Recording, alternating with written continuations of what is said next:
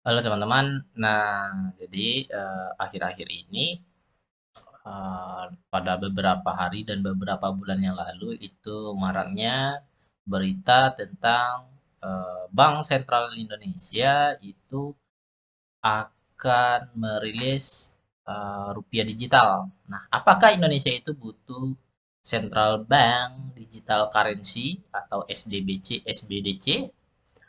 Nah, jadi dikutip dari artikel Crypto News, jadi sektor teknologi Indonesia itu telah tumbuh menjadi salah satu yang paling tangguh di negara Indonesia ini ya teman-teman.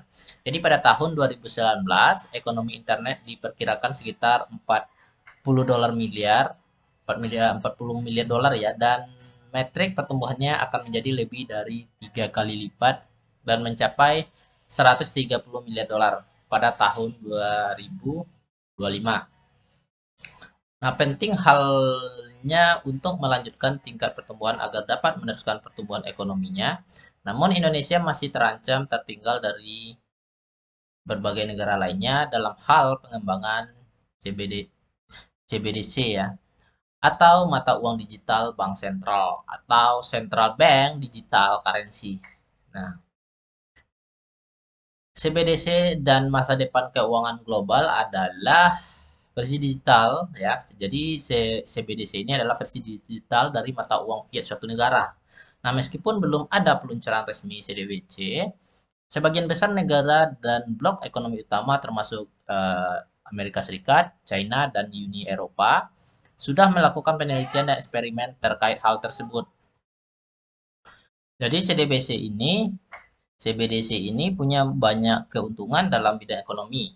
Nah, dengan mata uang berbasis blockchain ini, jadi tugas-tugas yang memerlukan pengawasan lebih seperti pengumpulan pajak, alokasi pengeluaran, dan distribusi dana pensiun dapat disederhanakan. Dengan begitu pemerintah juga bisa menghemat pengeluarannya.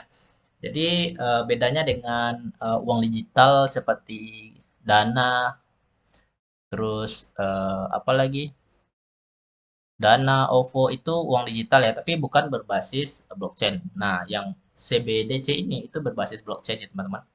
Nah, apa sih manfaatnya bagi Indonesia? Jadi Indonesia dapat mencapai berbagai hal dengan memperkenalkan CBDC ke masyarakat ya. Secara garis besar, CBDC akan membantu merampingkan proses ekonomi negara secara menyeluruh. Selain itu, orang yang tidak memiliki rekening bank juga bisa mendapatkan akses ke berbagai layanan perbankan. Ditambah lagi, pemerintah juga bisa mengotomatiskan proses seperti dana pensiun dan pajak. Nah, tanpa harus melakukan konversi mata uang ke dolar. CBDC juga memberikan kesempatan untuk terlibat dalam perdagangan internasional. Sedangkan untuk bisnis, kecepatan pemrosesan transaksinya akan meningkat dan biaya transaksinya semakin murah.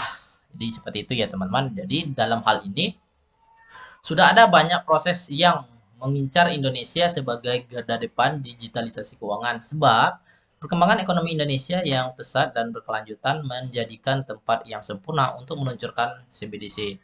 Contohnya seperti Everscale, salah satu blockchain terkemuka di Asia yang baru ini mengadakan konferensi pers di Jakarta. Pada konferensi pers tersebut, perwakilan dan Everscale mempresentasikan pandangan mereka tentang pentingnya Indonesia bagi masa depan blockchain dan ekspansi desentralisasi finance. Jadi itu ya teman-teman seberapa pentingnya, seberapa memerlukannya Indonesia terhadap CBDC ini. Oke, sampai jumpa di video berikutnya.